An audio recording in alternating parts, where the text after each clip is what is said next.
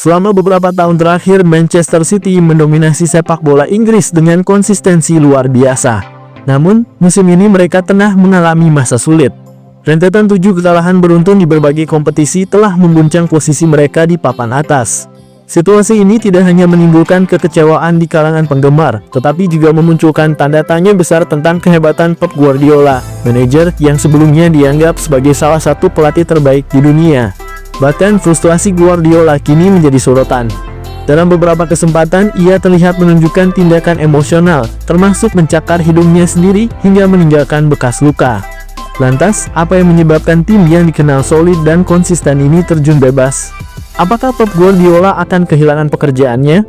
Dan jika ingin bertahan, langkah apa yang harus diambil untuk memulihkan kejayaan Manchester City? Kepergian Riyad Mahrez ke Al Ahly dan cedera panjang Kevin De Bruyne menjadi pukulan besar bagi tim. Mahrez yang konsisten di sayap kanan memberikan kontribusi signifikan baik dalam mencetak gol maupun menciptakan peluang dengan dribblenya yang lincah. Musim lalu Mahrez mencatatkan 15 gol dan 13 assist di semua kompetisi. Kepergiannya meninggalkan kekosongan besar di lini serang. Selain itu, cedera Kevin De Bruyne sejak awal musim membuat lini tengah City kehilangan kreativitas. Sebagai pemain dengan jumlah assist tertinggi di Liga Inggris selama beberapa musim, absennya De Bruyne sangat terasa. Tanpanya, peluang berkualitas City menurun hingga 20% yang berimbas langsung pada produktivitas gol. Erling Haaland yang musim lalu mencetak lebih dari 50 gol, kini kerap frustrasi karena minimnya suplai bola matang. Gaya bermain berbasis penguasaan bola yang diterapkan Guardiola kini mulai diantisipasi oleh lawan. Banyak tim bermain dengan strategi bertahan dalam, memaksa City mengalirkan bola tanpa hasil nyata. Selama 7 kekalahan beruntun, City hanya mampu mencetak rata-rata 0,7 gol per pertandingan, jauh dari standar mereka yang biasanya di atas 2 gol per laga. Transisi defensif mereka juga menjadi kelemahan yang sering dimanfaatkan lawan. Back-back City yang maju mendukung serangan sering meninggalkan celah di lini belakang, membuat tim rentan terhadap serangan balik cepat. Kekalahan melawan Tottenham Hotspur dan Arsenal menunjukkan bagaimana lawan memanfaatkan kelemahan ini dengan operan langsung dan kecepatan pemain depan.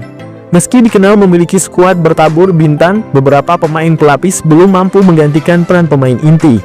Mateo Kovacic yang didatangkan untuk menggantikan Ilkay Gundogan masih beradaptasi dengan taktik Guardiola.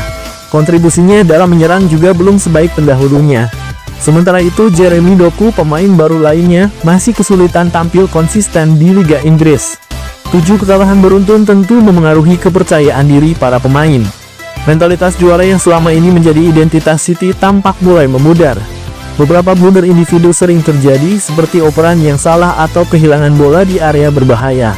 Erling Haaland yang biasanya menjadi andalan di lini depan, terlihat frustrasi ketika peluang tidak kunjung datang. Ia bahkan beberapa kali menunjukkan gestur kecewa terhadap rekan-rekan setimnya. Di sisi lain, Phil Foden yang diharapkan bisa mengambil peran lebih besar, juga terlihat kesulitan mengemban tanggung jawab tambahan. Guardiola sendiri yang biasanya tenang, kini kerap menunjukkan ekspresi frustrasi di tepi lapangan.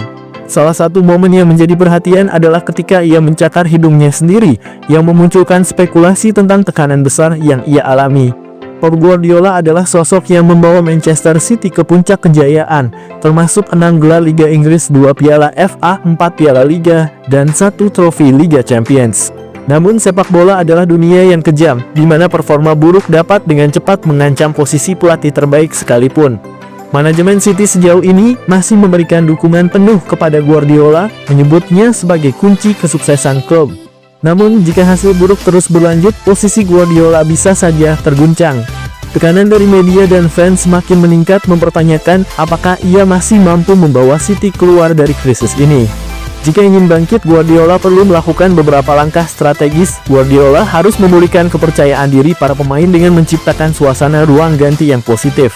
Dalam konferensi pers, ia perlu menunjukkan optimisme untuk mengangkat moral tim. Gaya bermain yang terlalu bergantung pada penguasaan bola perlu disesuaikan.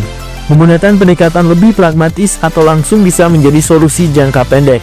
Guardiola perlu mencari pemain yang dapat menggantikan peran Kevin De Bruyne atau menambah opsi di lini serang untuk mengurangi ketergantungan pada Haaland. Krisis ini menjadi ujian terbesar bagi Guardiola selama menangani Manchester City. Jika berhasil mengatasi situasi ini, ia akan kembali membuktikan dirinya sebagai salah satu pelatih terbaik di dunia. Namun, jika gagal, bukan tidak mungkin karirnya di Etihad akan berakhir lebih cepat dari yang diharapkan.